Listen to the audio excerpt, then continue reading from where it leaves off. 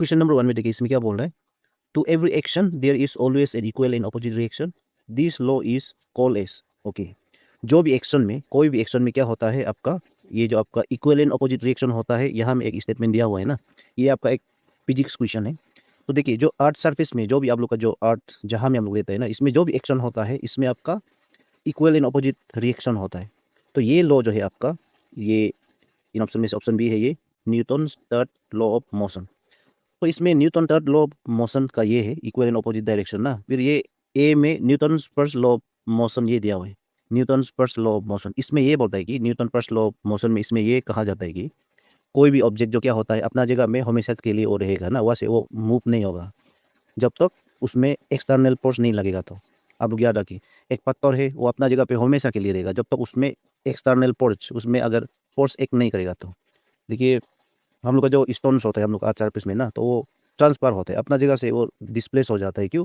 हम लोग का विंड फोर्स का जरिए, या हम लोग का जो वाटर चलने वाला ना, ये लोग का वजह या प्लाट का वजह से भी वो लोग मूव होता है। इसमें एक्सटर्नल फोर्स होता है, जब तक एक्सटर्नल फोर्स नहीं होता है तो वो अपना जगह में ही रहेगा। और या ये Newton first law of motion ये भी बोलता है कि अगर एक ऑब्जेक्ट जो अपना रास्ता में कांस्टेंट स्पीड से चल रहा है ना, स्ट्रेट लाइन पे जो यूनिफॉर्म होता है जगह, अगर हम लोग का ये दुनिया में जो अपोजिंग फोर्स को हम लोग बोलते हैं कि फ्रिक्शनल फोर्स नहीं होता तो हम लोग का कभी ये स्टॉप नहीं होगा। ओके, वो अपना रास्ता में चलते रहेगा। क्योंकि देखिए आप लोग फुटबॉल खेलने वाले लोग इमेजिन करिए, आप लोग एक फुटबॉल को किक करता है ना, वो चलता है, फुटबॉल क्या करता है, रन करता है। तो करते करते वो क्या करता है, बाद में जाके रुक जाता है ना। क्यों? क्योंकि ये फुटबॉल का ऊपर में जो एयर का जो फोर्स होता है, एयर का फ्रिक्शनल फोर्स होता है, वो भी एक्टिंग करता है फुटबॉल का ऊपर। साथ में आपका जो ग्रेविटेशनल फोर्स होता है ना, तो ग्रेविटेशनल फोर्स भी उसका ऊपर लग जाता है। तो इसलिए ये फोर्स लोग सब मिला के ये मूवमेंट ऑफ ये मोशन ऑफ फुटबॉल को उसको रुका देता है ना। इसको हम लोग बोलता है कि फ्रिक्शनल फोर्स बोलता है, फ्रिक्शन, सिंपली फ्रिक्शन कहा जाता है। तो ये फर्स्ट लॉ ऑफ मोशन में ये बोलता है। फिर सेकेंड लॉ ऑफ मोशन में ये सिंपली ये बोलता है कि rate of change of momentum of an object is directly proportional to the force applied to the object, ये बोलते हैं। जैसे एक ऑब्जेक्ट में क्या होता है, जो फोर्स अप्लाई होता है ना, वो क्या होता है, वो जो डायरेक्टली प्रोपोर्शनल होता है, ये momentum is divided by time, ये बोलता है। ओके, तो ये सिंपल सा है। तो ये Newton second law of motion में ये बोलता है, the force apply to an object is directly proportional to the rate of change of momentum. Okay, ये याद रखिए। फिर टू में, ये क्वेश्चन टू में देखिए, correctly match the following. Okay, इसमें आपका यहाँ में देखिए एलिमेंट्स यहाँ दिया हुआ है ना, फिर यहाँ में एटॉमिक मास यहाँ में दिया हुआ है। तो देखिए नाइट्रोजन का एटॉमिक नंबर होता है, सबको मालूम है, नाइट्रोजन का एटॉमिक नंबर होता है ये 14 ना, 14 होता है ना, यानी रोमन नंबर 3 होगा। फिर ऑक्सीजन का ये 16 होता है, ये रोमन नंबर 4 होगा। ओके, फिर जाके मैग्नीशियम का होता है आपका 24, फिर आपका सोडियम का होता है 23। तो यानी यहाँ से हम लोग को देखने को क्या मिल रहा है, यहाँ में एन जो क्या होगा देखिए, एन यानी यहाँ में आपका ए का, ए बी सी डी से हम लोग यहाँ में देखना पड़ेगा। ओके, चलो देखते हैं। ए का क्या होगा यहाँ में, ए का यहाँ में होगा, ए यहाँ होगा, देखिए ए यहाँ होगा 3 ना, 3 होगा। फिर आपका बी होगा, बी कौन होगा यहाँ में, बी होगा 4, बी 4 हो गया। फिर सी हो गया आपका 2, यहाँ में सी 2 होगा। फिर ये डी होगा आपका यहाँ में, डी कौन है यहाँ में, डी 1 है। यानी ये सब को आप लोग देखना पड़ेगा। ए का 3 है, बी का 4 है, फिर सी का 3 है, 2 है, फिर सी का 2 है, फिर डी का 1 ना। तो ये कहाँ पे है, ये वाला आप लोग देखना पड़ेगा, ये कहाँ में है, इसको चेक करिए। तो ए का 3, बी का 4, सी का 2, डी का 1, ये आपका ऑप्शन है ना, ये होगा option A is our right option है। फिर आपका ये देखिए, इसमें क्या बोल रहा है, lord Dalhousie annexed the kingdoms of Satara, Jhansi, Sambalpur, Udaipur and Nagpur on the basis of the policy of. Okay, ये देखिए लॉर्ड डुलोसी का जो पॉलिसी एडॉप्ट किया होगा, तो इनमें से आपका ये ऑप्शन बी होता है, ये डॉक्ट्रिन ऑफ लेब्स, ये इसमें अप्लाई किया गया था ये। ओके, डॉक्ट्रिन ऑफ लेब्स, इसको यहाँ में अप्लाई किया गया था। क्योंकि ये डॉक्ट्रिन ऑफ लेब्स जो है आपका, जो पहले जो किंगडम होता था ना, राजा सिस्टम होता था, अगर वो किंग का सोन नहीं होने से उसका जो सक्सेसर नहीं है बोल के क्या करता था, वो किंगडम वॉइड होने के बाद क्या होता था, वो लोग किंगडम को एनेक्स करता था। ये डॉक्ट्रिन ऑफ लेब्स का पॉलिसी भी हुई था, जैसे किंग का अगर जो उसका सक्सेसर नहीं होने से तो उसका किंगडम को पूरा ब्रिटिश लोग ले जाएगा बोल के, मतलब ब्रिटिश लोग एनेक्स करेगा बोल के वो रूल था। तो ये रूल को देखिए लॉर्ड डालोसी के जरिए आपका 1848 को ये इस्टेब्लिश किया गया था। इसको आप याद रखना पड़ेगा 1848। ओके, 1848 तो ये 56 तक हुआ था, 1848 टू 56 तक। उसके बाद ये यहाँ में एंड हो गया था, क्योंकि उसी समय में जब देखिए एंशिएंट समय में क्या होता था, पहले ज़माना में तो एक रूल बनने के बाद वो कुछ समय के लिए मतलब ये 19 ईयर्स के लिए होगा, फिर उसका बाद उसका भी एलिमिनेट होता था ना, उसका भी खत्म हो जाता था। तो ऐसे ही लॉर्ड डालोसी डॉक्ट्रिन ऑफ लेप्स को 1848 को ये बना के ये जितना भी 17 झांसी, संबलपुर, उदयपुर एंड नागपुर ये लोग को एनेक्स किया गया था। फिर आपका ये पोर में देखिए in 1957 this district of the 10 northeast frontier tract present Arunachal Pradesh was transferred to Nagaland. Okay, पहले आपका जो यहाँ में जब आपका अरुणाचल प्रदेश देखिए यहाँ में नेपा था ना, अरुणाचल प्रदेश आपका नेपा था। तो उसी समय में नॉर्थ ईस्ट फ्रंटियर ट्रैक ये आपका यहाँ में देखिए एक जगह एक डिस्ट्रिक्ट को ये अरुणाचल प्रदेश से आपका ये नागालैंड बना दिया गया था 1957। एक्चुअली ऑफिशियली इसको देखने से 1957 नहीं होता है, ये 1963 होता है। ओके, 1963 को क्या किया था, ट्रांसफर कर दिया गया था। आप लोग इसको याद रखना पड़ेगा, ये 19 ऑफिशियली ये 1963 को ये ट्रांसफर किया गया था नागालैंड में। तो देखिए कौन सा डिस्ट्रिक्ट को बोलने से यहाँ में ये ट्वेनसांग। ओके, ये ट्वेनसांग डिस्ट्रिक्ट आपका जो प्रेजेंट डे की बात करने से नागालैंड में है, ये पहले आपका अरुणाचल प्रदेश का जो अरुणाचल प्रदेश के अंदर में आता था। फिर पाइप को देखिए यहाँ में पाइप क्या बोल रहा है, करेक्टली मैच द फॉलोइंग। इसमें आपका टेम्पल्स दिया है और यहाँ में प्लेसेस ना। तो फर्स्ट ऑफ ऑल ए में जगन्नाथ टेम्पल। तो जगन्नाथ टेम्पल की बात करने से ये आपका जगन्नाथ टेम्पल जो आपका ये पुरी में है, पुरी ना, ये पुरी में है। ये पुरी कहाँ में है, ये उड़ीसा में। अब लोग याद रखना पड़ेगा, ये उड़ीसा में, पुरी उड़ीसा में है। फिर बृहदीश्वरा टेम्पल, बृहदीश्वरा टेम्पल जो आपका ये आपका ये देखने से आपका तंजावुर। ओके, ये तंजावुर में होगा। Roman number 4 Thanjavur. ये तंजावुर कहाँ में, ये आपका तमिलनाडु में है, याद रखिए ये तमिलनाडु। फिर कैलाशनाथ टेम्पल होता है, ये कैलाशनाथ टेम्पल आपका ये एलोरा में है। ओके, ये देखना पड़ेगा, ये एलोरा, एलोरा कहाँ में है, महाराष्ट्र में है। एलोरा आपका महाराष्ट्र में। तो लास्टली आपका ये सान टेम्पल आपका कोणार्क में है, ये भी आपका उड़ीसा में है। कोणार्क एंड पुरी ये दोनों आपका उड़ीसा का है, और ये आप लोग को याद रखना पड़ेगा। इसलिए देखिए यहाँ में आपका ए का क्या होगा, ए का यहाँ में 3 ना, ए का 3 होगा, बी का 4 होगा, फिर सी का क्या होगा, सी का 1, फिर डी का 2 ना, ये होगा। ये होने के बाद देखो ऑप्शन को देखिए यहाँ में ए का 3, बी का 4, सी का 1 एंड डी का ये 2 ना। इसमें आप लोग देखना पड़ेगा ये कहाँ पे दिखाई दे रहा है, ये आपका ऑप्शन सी ना, ये है ऑप्शन सी में ये दिखाई दे रहा है, ये होगा। फिर आपका 6 में देखना पड़ेगा यहाँ में क्या बोल रहा है, question number 6, which of the following words were added to the preamble of the Indian Constitution by the 42 Constitutional Amendment Act। Okay, यहाँ में देखिए 42nd कॉन्स्टिट्यूशनल अमेंडमेंट एक्ट, ये आपका बात करने से ये आपका 1976 का हम लोग यहाँ में बात कर रहे हैं। ओके, ये 1976 आप लोग याद रखना है। 42 यानी 42nd कॉन्स्टिट्यूशनल अमेंडमेंट एक्ट 1976 के जरिए आपका देखिए प्रीम्बल ऑफ इंडिया ये यानी इंडियन कॉन्स्टिट्यूशन में कौन सा वर्ड को एडिट किया गया था बोलने से आपका ये इन ऑप्शन में से ऑप्शन सी ये होता है, सोशलिस्ट, सेकुलर एंड इंटीग्रिटी। ये 3 वर्ड्स को एड किया गया था, आप लोग को याद रखना पड़ेगा, ये 1976 को एड किया गया था। फिर ये देखिए 7 में the market value of all the final goods and services produce in a country during a year is called as. Okay, जो फाइनल गुड्स एंड सर्विस होते हैं जो प्रोड्यूस होता है एक कंट्री में जैसे एक साल का अंदर में ना, तो वो मार्केट वैल्यू को हम लोग कहा जाता है उसका ये ऑप्शन भी होता है ग्रॉस डोमेस्टिक प्रोडक्ट ना, जीडीपी कहा जाता है। ये आपका इकोनॉमिक वाला एक क्वेश्चन है। फिर 8 में यहाँ में देखिए करेक्टली मैच द फॉलोइंग, तो इसको करेक्टली मैच करना पड़ेगा। यूनाइटेड नेशंस स्पेशल एजेंसी ये देखिए इसमें दिया हुआ है, फिर इसमें हेडक्वार्टर्स ना, हेडक्वार्टर्स है।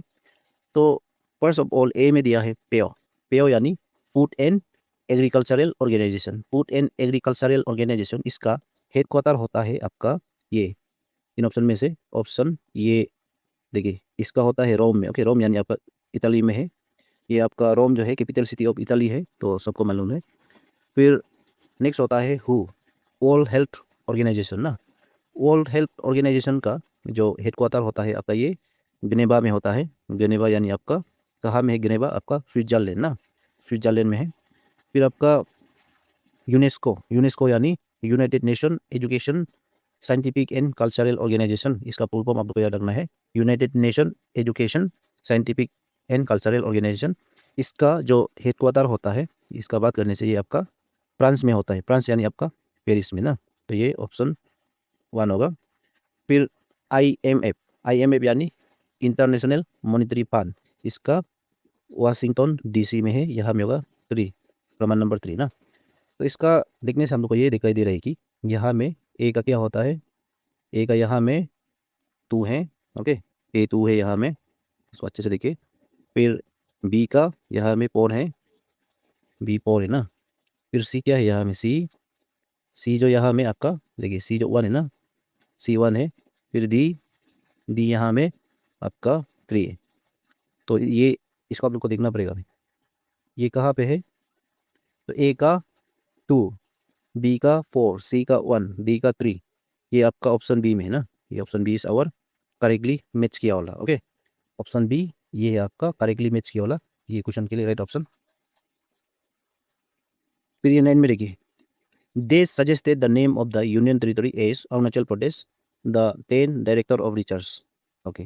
रिसर्च ये आपका डायरेक्टर था आपका, लेकिन आप लोग को यहाँ में देखना पड़ेगा, जब यूनियन टेरिटरी था आपको अरुणाचल प्रदेश, कब मिला था ये 1972 को ना, ये सबको मालूम है।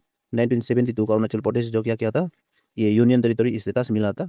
तो उसी समय में 1972 से पहले आपका ये अरुणाचल पहले नेपाल था ना, ये सबको मालूम है, ये नेपाल था। जब 1972 में अरुणाचल प्रदेश को यूनियन टेरिटरी डिक्लेयर किया गया था, ये आपका इंदिरा गांधी के जरिए, तो अरुणाचल प्रदेश का नाम इसी में नेपातू आपका अरुणाचल प्रदेश बना दिया है, ओके। नेपातू AP यानी अरुणाचल प्रदेश बना दिया गया था। तो ये नाम को सजेस्ट किया था एक आपका असम से एक आदमी था, यानी एक मेन था, जो डायरेक्टर ऑफ रिसर्च बोल रहा है ना, तो असमीज था ये। तो इसका नाम था, ये ऑप्शन ए है, ये वीदा शास्त्री, इसका फुल फॉर्म होता है बी के लिए बीबा वासुदास शास्त्री होता है, ये ऑप्शन ए है।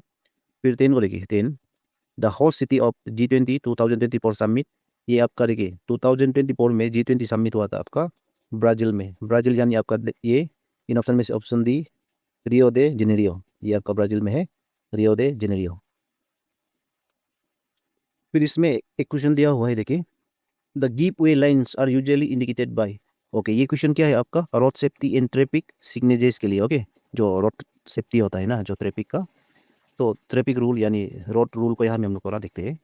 The give way lines are usually indicated by, तो इसका होता है ये ऑप्शन डी होता है, ये double dotted lines mark diagonally ना, तो ये है। फिर 2 में देखिए, 2 में क्या लिखा हुआ है, what is the purpose of border और एज लाइन्स, जो रोड में होता है, जो बॉर्डर होता है या एज लाइन्स होता है, तो इसका है इन ऑप्शन में से ऑप्शन सी है ये, to mark the limits of the main carriageway ना, ये है आपका to mark the limits of the main carriageway. फिर ये 3 को देखिए, Which behavior is considered as aggressive driving, okay. कौन सा बिहेवियर को हम लोग कंसिडर किया जाएगा एग्रेसिव ड्राइविंग बोल के, तो इसका बात करने से ये आपका ये है ऑप्शन सी होता है, tailgating and jumping red lights ना, ये होगा जंपिंग रेड लाइट्स।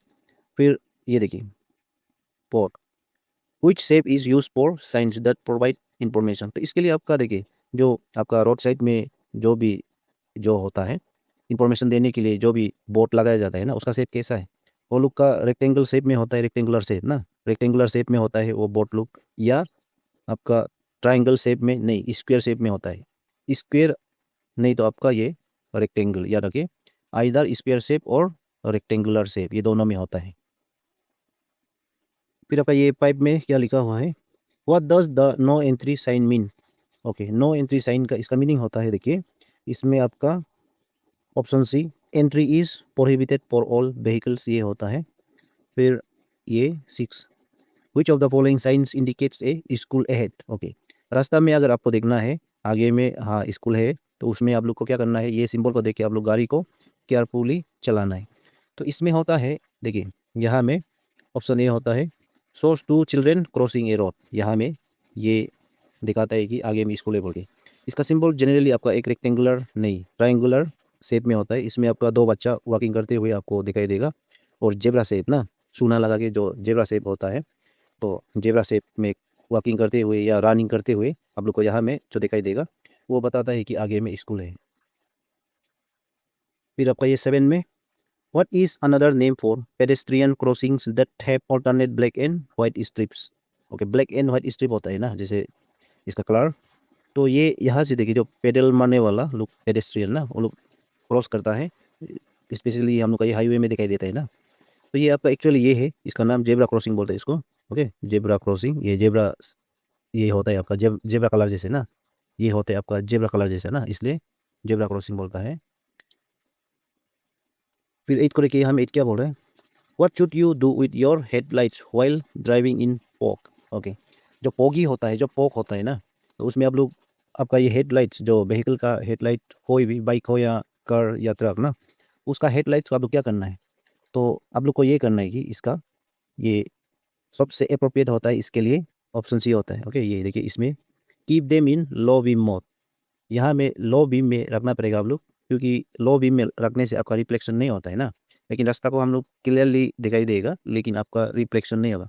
रिफ्लेक्शन होने से तो आपका वो दिखाई नहीं देगा, तो ना आपका आग जो नहीं देख पाएगा, इसलिए आपका जो लाइट होता है लो होना है, लो बीम होना है। ओके, याद रखिए। फिर 9 में, if your vehicle does not have fog lights what should you use for better visible in fog.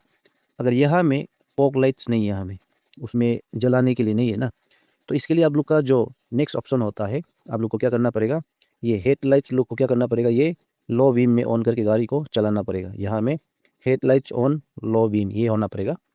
फिर 10 में देखिए, 10 में क्या लिखा हुआ है, why is night driving considered more dangerous. Okay, देखिए, जो नाइट में गाड़ी चलाता है, जो रात में गाड़ी चलाता है, उसको क्यों डेंजरस मानता है ना, मतलब यहाँ में इसका देखिए रीजन होता है, यहाँ में रात में अच्छे से दिखाई नहीं देते तो ना, जैसे दिन में दिखता है ऐसे तो रात में नहीं दिखता है, इसलिए इसका ऑप्शन डी होता है, because visible is limited at night ना, ये आपका नाइट में अच्छे से विजिबल, मतलब विजिबल बहुत लिमिटेड होता है, जहाँ तक हम लोग का जो व्हीकल का लाइट होता है वहाँ तक हम लोग देख सकते हैं ना, उससे ज़्यादा नहीं देख सकता है। और कोई कोई ज़्यादा रिफ्लेक्ट भी होता है, या यहाँ में आपका गाड़ी का, आपका हेडलाइट लोग का रिफ्लेक्ट भी होता है, तो उसमें भी देखने के लिए मुश्किल होता है ना, इसलिए ये डेंजरस होता है। इसलिए आप लोग हो सके तो डे समय में, आपका डे टाइम में ये गाड़ी चलाना है। फिर ये 11 को देखिए, which of the following is recommended to ensure safer night driving. Okay, जब रात में गाड़ी चलाता है, किसको हम लोग ज़्यादा सेफ्टी मानता है, किसको ज़्यादा हम लोग सुरक्षा मानता है ना, तो ये होता है देखिए, इसमें आप लोग का जो व्हीकल को क्या करना पड़ेगा, यहाँ में ऑप्शन सी को करिए, making sure headlights, tail lights and signals are operational. तो यहाँ में आप लोग को क्या करना पड़ेगा, जो टेल लाइट्स यानी आपका पीछे वाला जो लाइट, उसको भी जलाना पड़ेगा, सिग्नल लोग को अच्छे से देना पड़ेगा, और हेडलाइट्स वो तो जलना ही पड़ेगा ना। फिर 12 में देखिए, what should pedestrians carry or wear at night to increase visibility. Okay, जो अगर रास्ता में आप लोग जो रात समय में चलता है, तो आप लोग कौन सा कपड़ा पहनना चाहिए, कौन आपका कपड़ा क्या होना पड़ेगा, कौन सा रंग का होना पड़ेगा, कौन सा कलर का होना पड़ेगा ना। तो इसमें रात समय में आपको अच्छे से दिखाई देने के लिए आप लोग का यहाँ में डार्क कलर क्लोथिंग होना पड़ेगा। यहाँ में देखिए, नहीं ऐसा तो नहीं होगा ना, यहाँ में ऑप्शन सी है, समथिंग वाइट और लाइट कलर, लाइट कलर होना पड़ेगा या वाइट होना पड़ेगा। ओके, ये दो कलर को आप लोग पहन के निकलना पड़ेगा रास्ता में रात समय में। इसमें आपका जो व्हीकल्स, कोई भी गाड़ी का जो ड्राइवर लोग होता है ना, आपको इजीली विजिबल होगा, यहाँ में आपको इजीली दिखाई देगा, क्योंकि हम लोग का ये व्हाइट और लाइट कलर का कपड़ा लोग क्या होता है, लाइट को रिफ्लेक्ट करता है ना। फिर आपको क्वेश्चन 13 को देखिए, इसमें क्या बोल रहा है, where should pedestrians ideally cross the road. Okay, pedestrians लोग जो रोड को क्रॉस कर सकता है, ये आपका जेब्रा क्रॉसिंग और पेडेस्ट्रियन ओवर पास, इसको हम लोग बोलता है। यहाँ में देखिए ऑप्शन सी, एट ए जेब्रा क्रॉसिंग और पेडेस्ट्रियन ओवर पास, यहाँ से आप लोग क्रॉस कर सकता है। जब अगर ये जेब्रा क्रॉसिंग दिखने से आप हाईवे में, इसमें आप लोग को गाड़ी को केयरफुली चलाना पड़ेगा इसमें, क्योंकि जो पेडेस्ट्रियंस होते हैं, जो पैदल मारने वाला लोग, यहाँ से क्रॉस कर लेता है ना। फिर ये 14 को देखिए, ये 14 में क्या बोल रहा है, कि pumping the brake pedal and using the parking brake do not stop the car, what should you do next। Okay, यहाँ में ब्रेक पेल की हम लोग बात कर रहे हैं ना, आपका जो ब्रेक पेल होता है, जो pumping the brake pedal and आपका जो पार्किंग ब्रेक, वो काम नहीं करने से आपको क्या करना पड़ेगा, अपना गाड़ी को शिफ्ट करना पड़ेगा लो गियर में। ये देखिए ऑप्शन ए में लिखा हुआ है, see to low gear and look for a place to slow to a stop. यहाँ में ये आपको एक जगह ढूंढना पड़ेगा, ऐसा जगह जिसमें आप आराम से स्टॉप कर सके अपना अपनी ये गाड़ी जो अपना मोशन में आ जाएगा, मतलब स्टॉप में आ जाएगा ना, उसमें आदमी भी नहीं होना है, कोई भी एनिमल नहीं होना है, उसको हार्म पहुंचाने के लिए नहीं होना है। तो ऐसा जगह ढूंढना है और वहाँ पे ले जाना है। फिर आपका ये P3 क्या बोल रहा है? The on tow sign on a tow vehicle must have which of the following characteristics.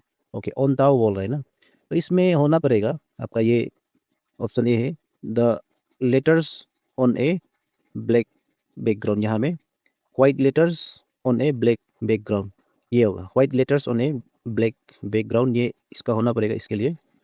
फिर देखिए ये 16 में, the maximum speed limit for a vehicle towing another vehicle that is not a trailer A side car is, देखिए यहाँ में that is not a trailer और side car is, okay.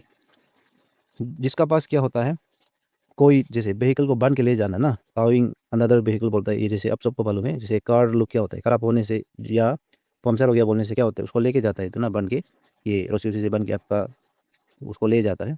तो उसका मिनिमम डिस्टेंस कितना होना पड़ेगा, यानी आपका, तो उसका मिनिमम स्पीड क्या होना पड़ेगा, वो कितना स्पीड में चलना चाहिए। तो इसका बात करने से ये ऑप्शन बी में लिखा है 24 किलोमीटर पर आवर, 1 घंटा में ये 24 किलोमीटर भागना है ना, इसका मीनिंग है 24 किलोमीटर पर आवर, ये स्पीड में चलाना है, मतलब 20, इसका स्पीड 20 में होना है। फिर आपका ये 17 को देखिए, when towing a vehicle what should be the maximum allowable distance between the two vehicles, okay. यहाँ में भी टोइंग की बात कर रहे हैं ना, टोइंग जैसे खींच के लेके जा रहा है, जैसे आपका ये एक व्हीकल है और ये दूसरा व्हीकल है ना, तो ये व्हीकल इसको लेके जा रहा है, ओके, इसको आप इमेजिन कर, ये दोनों के बीच में कितना मिनिमम डिस्टेंस होना है, कितना मैक्सिमम डिस्टेंस होना है, ये बताया गया है। तो यहाँ में मैक्सिमम एलोएबल डिस्टेंस लिखा है, मैक्सिमम क्या होना पड़ेगा, इससे ज़्यादा नहीं होना पड़ेगा। हाँ, इससे कम जरूर हो सकता है, जैसे 3 किलो, जैसे 3 मीटर्स का आपका ये 4 मीटर्स का ना, तो ये पाइप से ज़्यादा नहीं होना है, 5 मीटर से ज़्यादा नहीं होना है, याद रखें। फिर 18 में, who must be in the driver seat of the tau vehicle if it is not lifted of the road. यहाँ में देखिए, जैसे टाउ व्हीकल ना, जिसको बन के ले जा रहा है, तो देखिए जो यहाँ में इसको लेके जा रहा है, बन के इसको लेके जा रहा है ना, ये वाला, तो ये व्हीकल में जो टाउ व्हीकल का अंदर में जो बैठने वाला, ड्राइवर का सीट में जो बैठने वाला, वो कौन होना पड़ेगा, वो होना पड़ेगा a person with a valid license to drive that vehicle, ये होना पड़ेगा, इसका वैलिड लाइसेंस होना पड़ेगा। फिर 19 में क्या बोल रहे थे कि यहाँ में, which form is required for a medical certificate of a transport vehicle driving license application, okay.